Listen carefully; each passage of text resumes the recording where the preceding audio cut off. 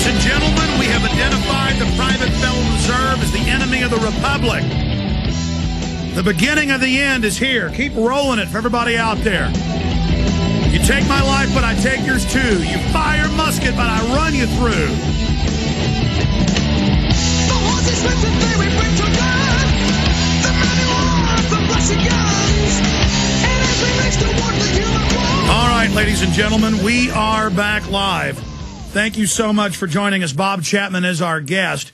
I want to play a few clips here of the grilling of Ben Bernanke and others yesterday as the truth of what these guys have done. These are the same bankers who changed the policies to and when the government wouldn't give them unlimited trillions last October, they went out on the news and said, we're going to have martial law, depression if you don't do this. The market dropped several thousand points.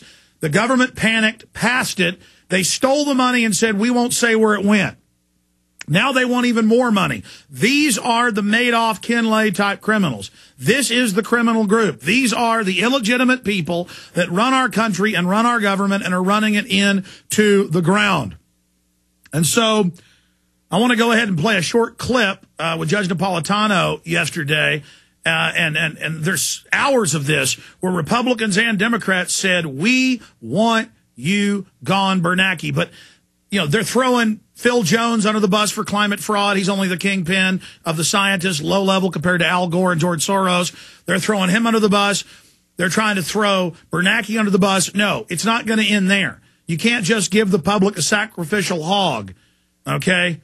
We want them all. We're going to talk about that with Bob Chapman here in just a moment. But first, here is Judge Napolitano.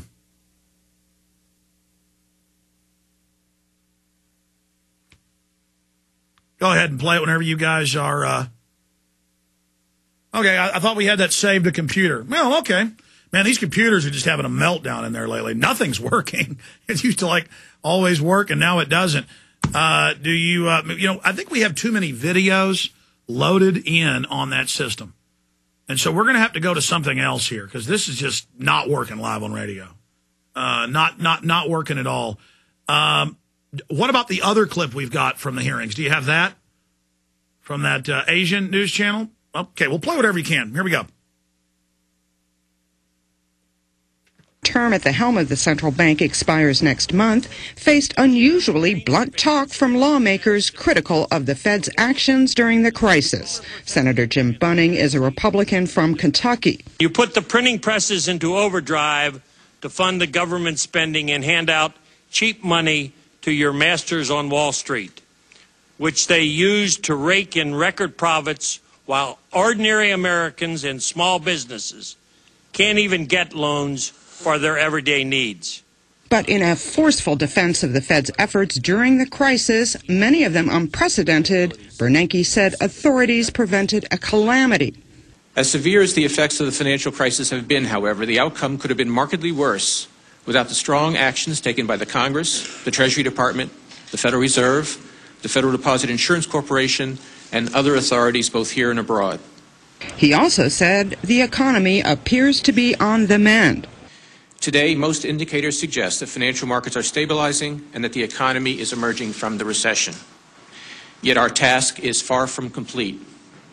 Far too many Americans are without jobs, and unemployment could remain high for some time, even if, as we anticipate, moderate economic growth continues. Despite the tough questioning, a second term for Bernanke does not appear in doubt.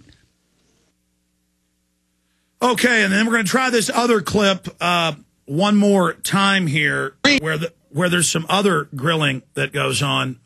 Here it is. Done right. Some members of the Senate Banking Committee. Bernanke wants that second term as head of the Federal Reserve, but Republican Senator Jim Bunning called him, quote, a moral hazard, and then added this. Where I come from, we punish failure, not reward it. That is certainly the way it was when I played baseball, and it is the way across all America presently. Judging by the current Treasury Secretary, some may think Washington does reward failure, but that should not be the case. I will do everything I can to stop your nomination, and drag out this process as long as I can. Now, independent and socialist Senator Bernie Sanders of Vermont has threatened to put a hold on Ben Bernanke's nomination. Let's see. A conservative and a socialist agree on at least one thing: no more Bernanke. With me now, no fan of the Fed, Congressman Ron Paul of Texas. Congressman. Okay, so there's a few minutes of that, and you can just go to YouTube and type in Bernanke grilled, and there's just hundreds of these in the last few months. They've gone from treating him with reverence and shaking when he comes in. Oh, Federal Reserve. Oh, you are the God of our country. Thank you for all you do. Now to, hey, you're a bunch of crooks. We know you engineered this. We know you gave the money to yourself. You need to get in trouble. And now 311 sponsors. It's passed out a committee to audit the Fed, a strong bill to audit the Fed, auditing the Fed, as Bernanke has said, will destroy the Fed, because it's a private holding company for the big central banks. Bob Chapman, for those that may have just joined us, explain to people what the Federal Reserve is, how big this is, that we have 80+% of Americans in some polls wanting to abolish or audit the Fed. We have a new poll out, just 21% from Rasmussen, favor Bernanke's reappointment as Fed chairman. But it's not just Bernanke. It's like shark teeth. You pull out one tooth, another tooth rolls forward. We have to get rid of the shark itself, the private Federal Reserve banking dictatorship, don't we? We certainly do, and I think we're well on our way to doing that.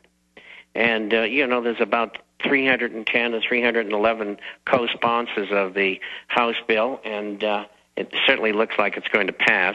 And after the grilling that went on and the exposure that got right down to the nitty-gritty of what was going on, is going to throw this thing forward to be passed.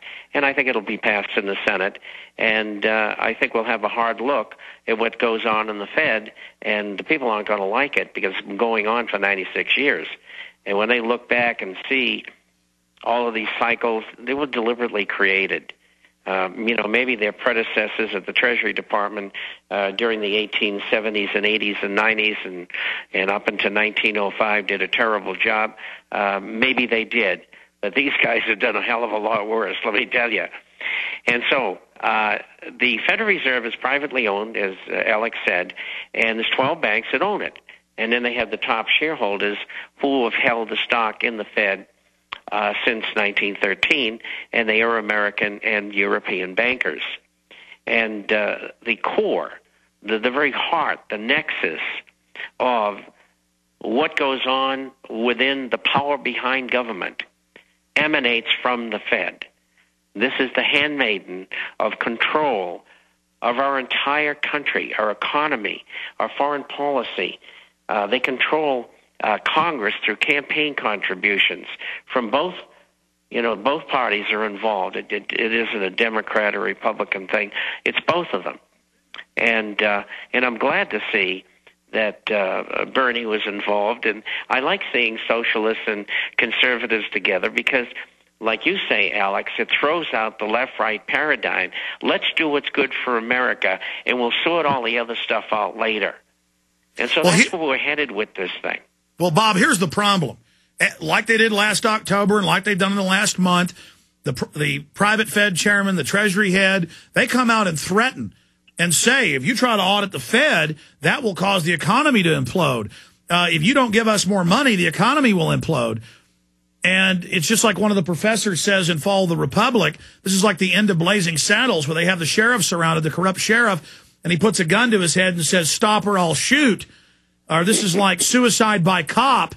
They're saying, you do what we say or we will destroy the economy. But we do what they say and they destroy the economy because they want to consolidate it. I mean, this is not going to be clean. This is going to be messy. But the beginning of the end for these people has begun, because now we've gone from 10 years ago, maybe 1 out of 20 people knowing the Fed was the real government, the shadow government, to now over 80% knowing it's the real government. And so they're not addressing puppet Obama, puppet Bush, puppet McCain, puppet Pelosi. They're addressing the real government. We're having a real dialogue now. Yeah, we're attacking the real core of what's going on. And all of the peripheral things that you've just mentioned are secondary in importance.